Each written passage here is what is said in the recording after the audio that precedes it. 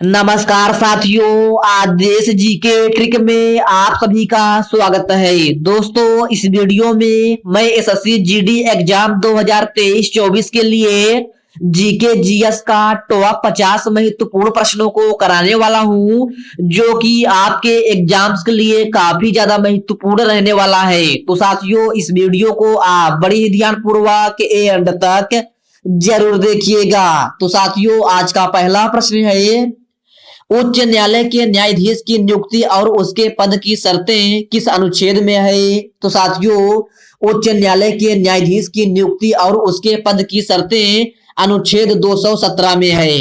Next question है, आगरा के किले में मोती मस्जिद का निर्माण किसने करवाया था? तो साथियों, आगरा के किले में मोती मस्जिद का निर्माण शाहजहां ने करवाया था। ओके फ्रेंड्स, नेक्स्ट क्वेश्चन है, एकता प्रणाली को अपनाने वाला दिल्ली का प्रथम शासक कौन था? तो साथियों, एकता प्रणाली को अपनाने वाला दिल्ली का प्रथम शासक इल्तुतमिश था। नेक्स्ट क्वेश्चन है, चंद्रगुप्त मौर्य ने किसकी सहायता से नंदवंश के शासकों को हराया था? तो मेरे प्यारे साथियों, चंद्रगुप्त मौर्य ने जो है विष्णुगुप्त की सहायता से नंदवंश को शासकों को हराया था। ओके फ्रेंड्स, इसको आप याद रखिएगा। नेक्स्ट क्वेश्चन है, किस पंचवर्षीय योजना के अंतर्गत हरित क्रांति की शुरुआत हुई थी? तो साथियों, हरित क्रांति की शुरुआत तीसरी पंचवर्षीय योजना के तहत हुई थी। और साथियों, अगर आपसे पूछा जाए कि तीसरी पंचवर्षीय योजना का कार्यकाल कितना था? तो साथियों, तीसरी पंचवर्षीय योजना का कार्यकाल 1961 से लेकर के 1966 तक था। नेक्स्ट क्वेश्चन है, भगवत गीता को अंग्रेजी में अनुवाद करने वाला पहला यूरोपियन कौन था? तो मेरे प्यारे साथियों, भगवत गीता को अंग्रेजी में अनुवाद करने वाला पहला यूरोपियन चार्ल्स विल्किंस था। कौन? Charles Wilkins. क्रिकेट विश्व कप 2031 की मेजबानी कौन करेगा? तो साथियों, क्रिकेट विश्व कप 2031 की मेजबानी बांग्लादेश करेगा। ओके फ्रेंड्स, इसको आप अच्छे से जरूर याद रखिएगा। अगला प्रश्न है, भारत का पहला समाचार पत्र किसने प्रकाशित किया था? तो साथियों, भारत का पहला समाचार पत्र जो है जेम्स ए हिक्की ने प्रकाशित किया था। किसने? जेम्स ए हिक्की ने। नेक्स्ट क्वेश्चन है, बीएफएसआई का पूर्ण रूप क्या होता है? तो मेरे प्यारे साथियों, बीएफएसआई का पूर्ण रूप जो है banking, financial services and insurance होता है। क्या? Banking, financial services and insurance. Next question है, नाना साहब किस मराठा शासक के पुत्र थे? तो साथियों, आप बताना है कि नाना साहब जो है किस मराठा शासक के पुत्र थे? तो साथियों, यह पेशवा बाजीराव द्वितीय के पुत्र थे। नेक्स्ट क्वेश्चन है, जनवरी 2022 में पद्मश्री से सम्मानित अर्जुन सिंह ध्रुवे का संबंध किस नृत्य शैली से है? तो साथियों, यह क्वेश्चन आपके लिए वेरी वेरी मोस्ट इंपॉर्टेंट है, आप इसको स्टार मार्क जरूर लगा लीजिएगा। तो साथियों, जनवरी 2022 में पद्मश्री पुरस्कार से सम्मानित अर्जुन सिंह ध्रुवे का संबंध जो है बैगा नृत्य से है। किससे? बैगा नृत्य से। अगला प्रश्न है, सम्राट अशोक ने पुत्र महेंद्र और पुत्री संघमित्रा को बौद्ध धर्म के प्रचार के लिए कहां भेजा था? तो मेरे प्यारे साथियों, सम्राट अशोक ने पुत्र महेंद्र और पुत्री संघमित्रा को बौद्ध धर्म के प्रचार के लिए श्रीलंका भेजा था। कहां? श्रीलंका। ओके फ्रेंड्स, इसको आप अच्छे से जरूर याद रखिएगा। कलकत्ता विश्वविद्यालय से प्रथम ग्रेजुएट महिला कौन थी? तो साथियों, आपको बताना है कि कलकत्ता विश्वविद्यालय से प्रथम ग्रेजुएट महिला कौन थी? तो साथियों, यह कादम्बिनी गांगुली थी। कौन है? कादम्बिनी गांगुली। ओके फ्रेंड्स, इसको आप अच्छे से जरूर याद रखिएगा। किस खेल को पहले ब्रिटिश अंपायर गेम के नाम से जाना जाता था? तो साथियों, इस प्रश्न में आपसे पूछा गया है कि किस खेल को पहले ब्रिटिश अंपायर गेम के नाम से जाना जाता था? तो साथियों, यह कॉमनवेल्थ गेम को जाना जाता था। किसको? कॉमनवेल्थ गेम को। वर्ष 2022 तक प्रधानमंत्री जन धन योजना का कितना वर्ष हुआ है? तो साथियों आपको बताना है कि वर्ष 2022 तक प्रधानमंत्री जन धन योजना का कितना वर्ष हुआ है? तो साथियों यह 8 वर्ष हुआ है। कितना? 8 वर्ष। साथियों आपका जो है प्रधानमंत्री जन धन योजना की शुरुआत जो है अगस्त 2014 में हुई थी, जिसका 2022 तक जो है पूरा 8 वर्ष पूरा हो गया है। ओके फ्रेंड्स, इसको आप याद रखिएगा। झाबेरी बहनों का संबंध किस लोक नृत्य शैली से है? तो साथियों यह भी क्वेश्चन आपके लिए लगभग सभी परीक्षाओं में बार बार रिपीट होता रहता है, तो आप इसको भी स्टार मार्क जरूर लगा लीजिएगा। तो साथियों झाबेरी बहनों का संबंध जो है मणिपुरी नृत्य शैली से है। किससे? मणिपुरी नृत्य शैली से। पूर्ण स्वराज का प्रस्ताव कांग्रेस के किस अधिवेशन में पारित किया गया था? तो मेरे प्यारे साथियों आपको बताना है कि पूर्ण स्वराज का प्रस्ताव कांग्रेस के किस अधिवेशन में पारित किया गया था? तो साथियों यह लाहौर अधिवेशन 1929 में पारित किया गया था। कब? लाहौर अधिवेशन 1929 में। मॉडर्न ओलंपिक की शुरुआत कब हुई थी? तो साथियों मॉडर्न ओलंपिक की शुरुआत 6 अप्रैल 1896 में हुई थी। कब? 6 अप्रैल 1896 में। गुरु घासीदास जो कि पंथी नृत्य से संबंधित हैं, किस राज्य के हैं? तो साथियों आपको बताना है कि गुरु घासीदास जो कि पंथी नृत्य से इनका संबंध है, यह किस राज्य से संबंधित हैं? तो साथियों यह छत्तीसगढ़ के राज्य से संबंधित हैं। नेक्स्ट क्वेश्चन है ये, अंडर 17 विश्व कप 2022 का आयोजन कब से कब तक हुआ था? तो साथियों अंडर 17 विश्व कप 2022 का आयोजन जो है 11 अक्टूबर से लेकर के 30 अक्टूबर तक इसका आयोजन हुआ था। अकबर द्वारा दीन ए इलाही की स्थापना कब की गई थी? तो मेरे प्यारे साथियों आपको बताना है अकबर द्वारा दीन ए इलाही की स्थापना कब की गई थी? तो साथियों यह 1582 ईस्वी में की गई थी। कब? 1582 ईस्वी में। सोमेश्वर वन्य जीव अभ्यारण्य किस राज्य में स्थित है? तो साथियों सोमेश्वर वन्य जीव अभ्यारण्य कर्नाटक में स्थित है। कहां? कर्नाटक में। भारत सरकार द्वारा गंगा वृक्षारोपण अभियान कब शुरू की गई थी? तो साथियों भारत सरकार द्वारा गंगा वृक्षारोपण अभियान 9 जुलाई 2018 में शुरू की गई थी। कब? 9 जुलाई 2018 में। अगला प्रश्न है ये, सूर्य के प्रकाश में कौन सा विटामिन पाया जाता है? तो साथियों सूर्य के प्रकाश में जो है आपका विटामिन डी पाया जाता है। चतुर्थ बौद्ध संगीति किसके शासनकाल में हुई थी? तो साथियों आपको बताना है कि चतुर्थ बौद्ध संगीति किसके शासनकाल में हुई थी? तो साथियों यह कनिष्क के शासनकाल में हुई थी। किसके शासनकाल में? कनिष्क के शासनकाल में। ओके फ्रेंड्स, इसको आप याद रखिएगा। फारसी द्वारा अलबरूनी किस आक्रमणकारी के साथ भारत आया था? तो साथियों आपको बताना है कि फारसी विद्वान अलबरूनी किस आक्रमणकारी के साथ भारत आया था? तो साथियों यह महमूद गजनवी के साथ जो है भारत आया था। माउंट हैरिस्ट नेशनल पार्क कहाँ स्थित है? तो प्यारे साथियों माउंट हैरिस्ट नेशनल पार्क जो है अंडमान निकोबार में स्थित है। कहां? अंडमान निकोबार में। नेक्स्ट क्वेश्चन है ये, हड़प्पा सभ्यता का स्थल रोपण भारत के किस राज्य में स्थित है?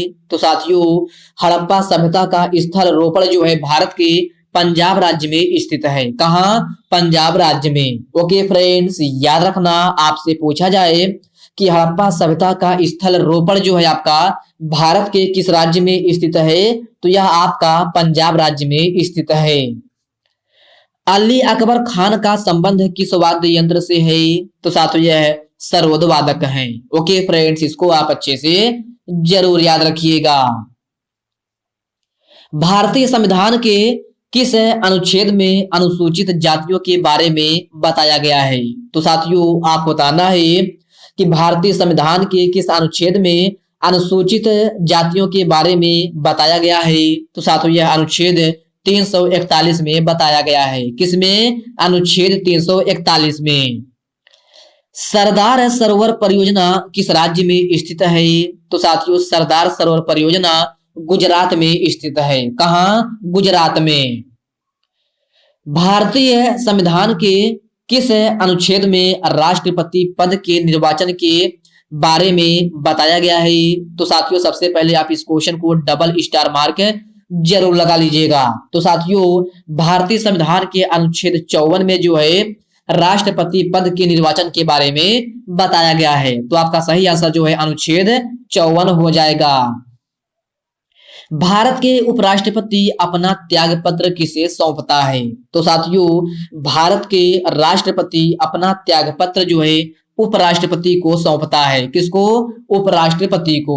ओके फ्रेंड्स, याद रखना आपसे पूछा जाए कि भारत के राष्ट्रपति जो है अपना त्याग पत्र किसे सौंपता है, तो यह उपराष्ट्रपति को सौंपता है।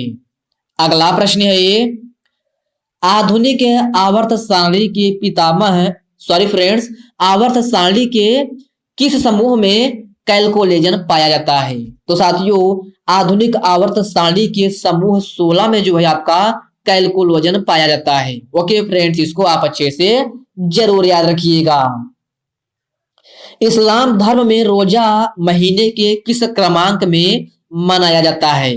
तो साथियों आपको बताना है कि इस्लाम धर्म में रोजा महीने के किस क्रमांक में मनाया जाता है? तो साथियों यह 9वें क्रमांक पर मनाया जाता है। कब?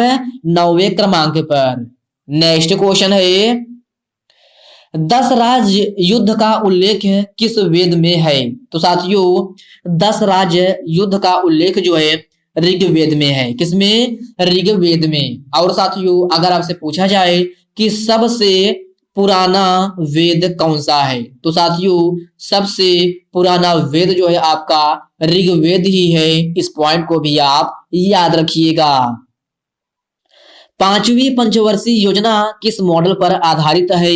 तो मेरे प्यारे साथियों 5वीं पंचवर्षीय योजना जो है डीपी धर मॉडल पर आधारित है। किस पर? डीपी धर मॉडल पर। और साथियों अगर आपसे पूछा जाए कि 5वीं पंचवर्षीय योजना का कार्यकाल कितना था, तो साथियों 5वीं पंचवर्षीय योजना का कार्यकाल जो है 1974 से लेकर के 1978 तक था। साथियों यह एकमात्र ऐसी पंचवर्षीय योजना थी जो कि केवल 4 वर्षों तक ही चली थी। तो इसका कार्यकाल आप अच्छे से याद रखिएगा। इसका कार्यकाल जो है 1974 से 1978 तक है। आपके ऑप्शन में 79 दिया जाता है, जो कि आप लोग टिक कर देते हैं, जो कि ये भी आपका बिल्कुल भी गलत आंसर है। आपका सही आंसर जो है 1974 से लेकर के 1978 तक होगा 5वीं पंचवर्षीय योजना का कार्यकाल। क्योंकि दोस्तों यह पंचवर्षीय योजना कितने वर्षों तक चली थी? तो केवल 4 वर्षों तक चली थी। नेक्स्ट क्वेश्चन है, 15वें वित्त आयोग के अध्यक्ष कौन थे? तो साथियों 15वें वित्त आयोग के अध्यक्ष नंद किशोर सिंह थे। और प्रथम वित्त आयोग के अध्यक्ष पूछा जाए तो केसी नियोगी थे। कौन? केसी नियोगी। ऑल इंडिया किसान सभा का गठन कहाँ हुआ था? तो मेरे प्यारे साथियों ऑल इंडिया किसान सभा का गठन लखनऊ में हुआ था। कहाँ? लखनऊ में। कब हुआ था? तो 1936 में हुआ था। इस पॉइंट को भी आप याद रखिएगा। 25 जनवरी 2022 को मनाया जाने वाला मतदाता दिवस का कौन सा संस्करण था? तो साथियों 25 जनवरी 2022 को मनाया जाने वाला मतदाता दिवस का जो है 12वां संस्करण था। यू श्रीनिवास का संबंध किस वाद्य यंत्र से है?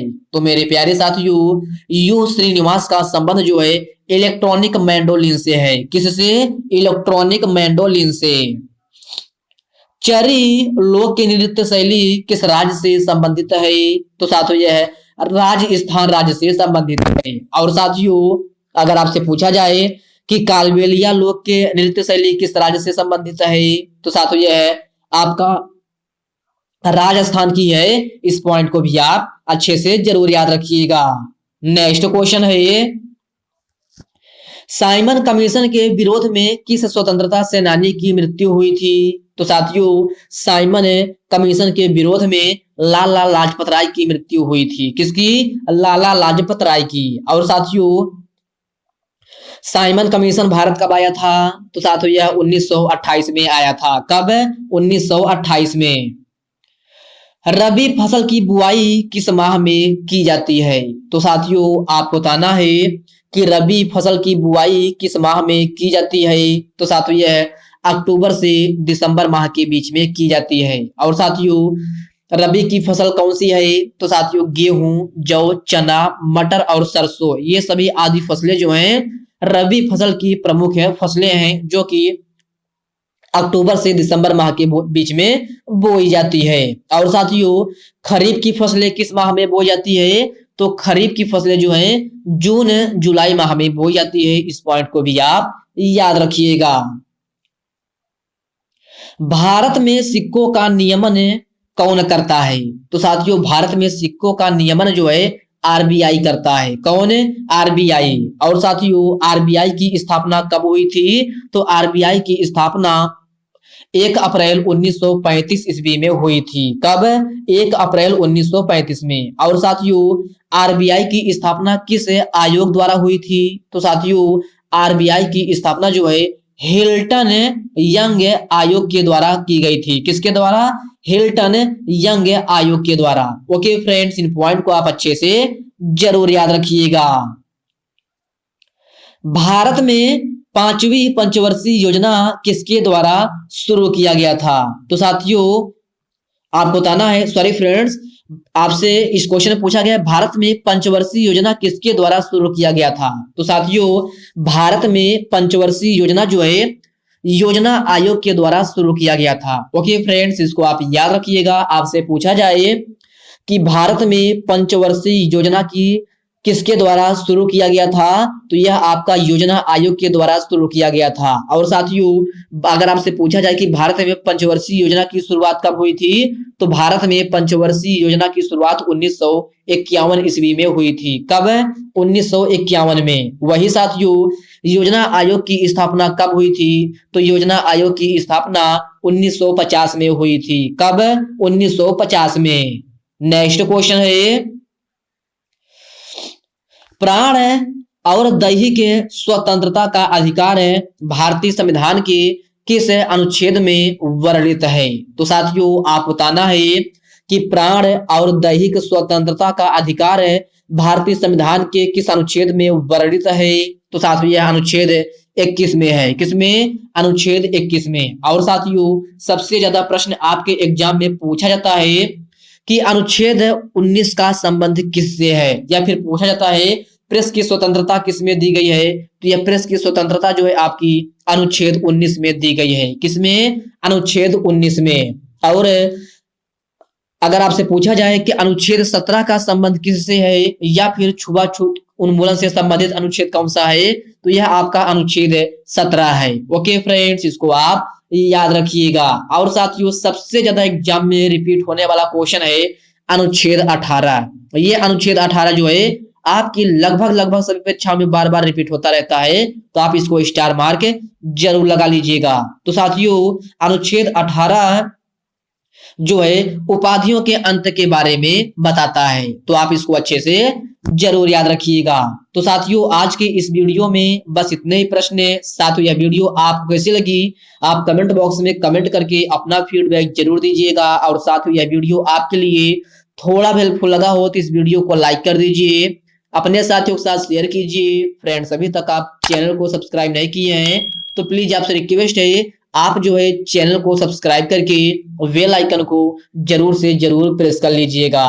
तो चलिए साथियों, इसी के साथ हम मिलते हैं किसी नेक्स्ट वीडियो में। तब तक के लिए जय हिंद दोस्तों।